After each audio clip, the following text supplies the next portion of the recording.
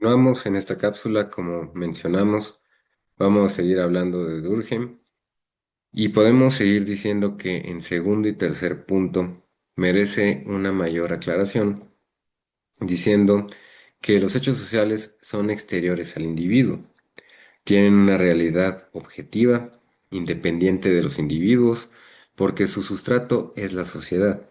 Y esto quiere decir que el fenómeno asociativo, como algo cualitativamente distinto a las voluntades que participan del mismo, es generador de una realidad particular irreductible a las conciencias particulares. Dicho de otra manera, lo colectivo, que es la vida colectiva, es fuente de fenómenos propios de esa realidad.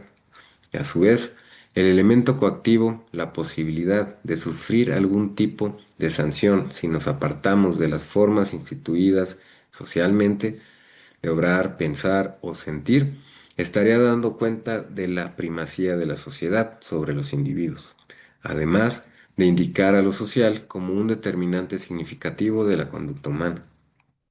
Ahora, también podemos decir que el fervor nacionalista que expresan los pueblos ante una agresión externa, que es la construcción simbólica de la alteridad como figura amenazante de la seguridad pública, ya sea el inmigrante, el joven perteneciente a los sectores populares, etcétera, por mencionar algunos. Las prácticas sexuales permitidas en un momento determinado, en tanto otras son fuertemente reprimidas, podrían ser considerados hechos sociales desde la perspectiva de Durkheim. Son estados, representaciones y prácticas que tienen su origen en la vida colectiva y que se imponen sobre las conciencias individuales. Considera a los hechos sociales como cosas, es decir, como aquello que es dado, que se ofrece, que se impone a la observación, es la primera y fundamental regla del método sociológico de Durkheim. Con esto, el teórico francés postula que el objeto de la sociología son fenómenos que anidan en una realidad externa al sujeto que conoce, y así, la única manera de conocerlos es a través de su estudio empírico. Justamente el objetivismo que caracteriza la teoría durkheimiana descansa en el carácter supraindividual de los hechos sociales, pero también en esta fe en la posibilidad de conocer a estos últimos tal como se conoce cualquier fenómeno de la naturaleza. Ahora, el tratamiento que hace de la cohesión social en su libro La división del trabajo social puede ser tomado como ejemplo de aquella regla fundamental del método sociológico, así como también de lo particular o de la particular mirada que podría aportar la sociología sobre este fenómeno. Para Durkheim, la cohesión social es un rasgo característico de toda sociedad y un requisito funcional básico de la misma. Ahora, la cohesión social, por más que sea un componente vital de la sociedad, no es directamente observable, por lo que hay que buscar un elemento que lo refleje. Y por eso, cuando aborda el papel de la división del trabajo social en la vida social y lo vincula con el pasaje de una solidaridad que es la cohesión mecánica, sustentada de la escasa diferenciación interna de la sociedad, indicación de una escasa división del trabajo social y en la existencia de una fuente y fuerte extendida conciencia colectiva como contraparte del escaso desarrollo de las conciencias individuales, a la solidaridad orgánica fundada en la interdependencia funcional de las distintas partes que componen la sociedad, resultantes del incremento de la división del trabajo y en el marco de una creciente contracción de la conciencia colectiva a favor del aumento de la significación de las conciencias individuales, elige como elemento observable de esas transformaciones los cambios operados en el derecho. Por esto, ahí donde la división del trabajo social es aún baja, el tipo de solidaridad que prima es la mecánica, sustentada básicamente en la semejanza y expresión de una conciencia colectiva muy poderosa. Y el tipo de derecho que predomina es el derecho penal. El grueso de los delitos es concebido como una ofensa a la conciencia común. La sanción penal a las faltas es justamente la expresión de ese sentimiento de ofensa. a la conciencia colectiva y busca también su defensa, en donde el desarrollo de la división del trabajo ha operado un cambio en la solidaridad, dando paso a una solidaridad orgánica. El tipo de derecho que predomina es el derecho restitutivo, y el derecho ya no busca defender a la conciencia colectiva, sino restablecer las condiciones de la interdependencia entre las distintas funciones que componen la sociedad. Hasta aquí vamos a ver a Durkheim y ahora vamos a pasar con Max Weber y también con su concepto de acción social. Por esto, vamos a empezar diciendo que en los últimos años se ha tendido a vincular el concepto de acción racional de Max Weber con el de individuo racional del neoliberalismo. La amplia bibliografía que puede encontrarse sobre el tema tiende a homologar ambas propuestas, convirtiendo a Weber en el padre fundador de esta corriente teórica. Así, de la visión weberiana, se podría derivar, según estas interpretaciones, una explicación del individuo que partiera de una concepción del sujeto como egoísta, racional y maximizador, que se beneficia y beneficia a los demás a través del intercambio y que busca a partir de ese proceso alcanzar la máxima satisfacción colectiva posible, igualando a Weber con autores como Hayek.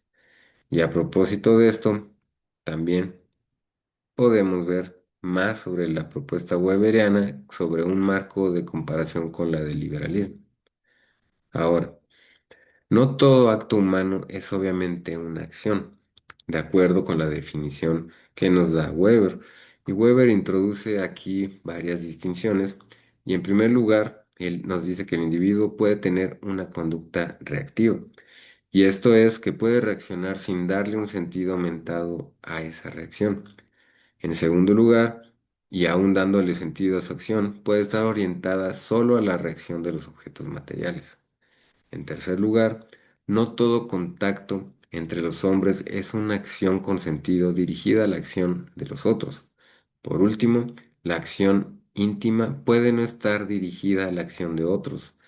Por otra parte, también Weber afirma que la acción social no es idéntica ni a una acción homogénea de muchos, ni la acción de alguien influido por conducta de otros. Tampoco puede considerarse una acción social específica el hecho de la imitación de una conducta ajena, cuando es puramente reactiva y no se da una orientación con sentido de la propia acción ajena.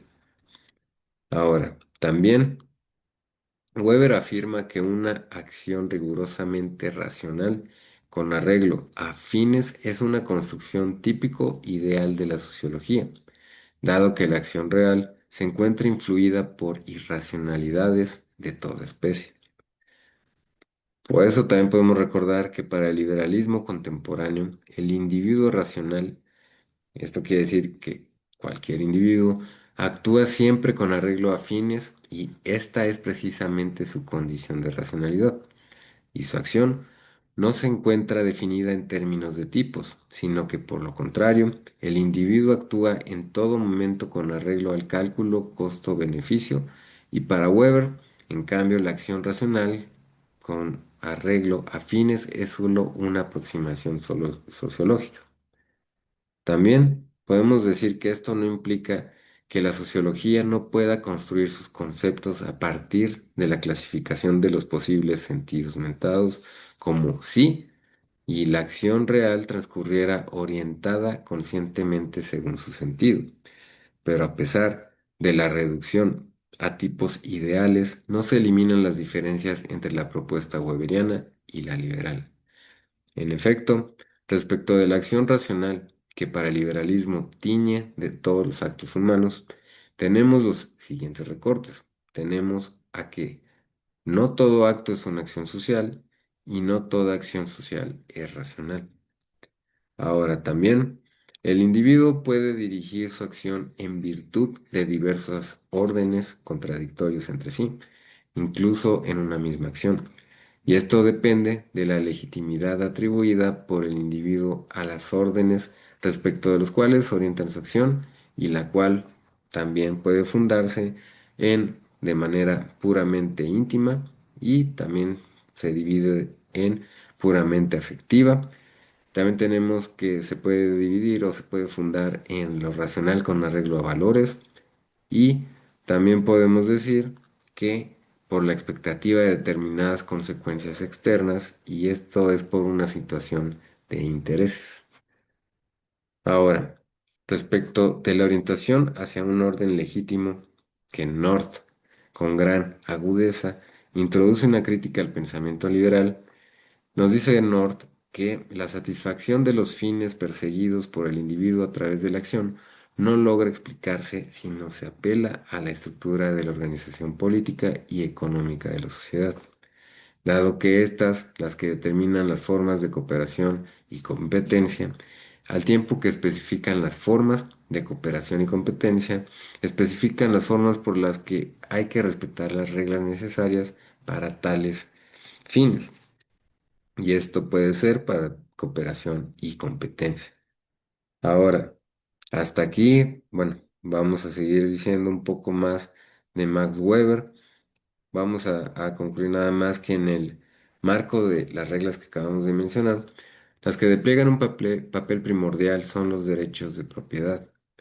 Y por esto es dado que el Estado es el encargado de especificarlos y éste determina en buena medida la naturaleza de la acción de los individuos.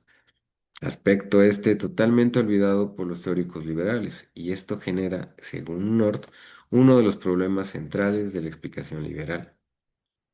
Bueno, hasta aquí vamos a dejar esta cápsula y vamos a seguir hablando en la siguiente cápsula todavía de Max Weber.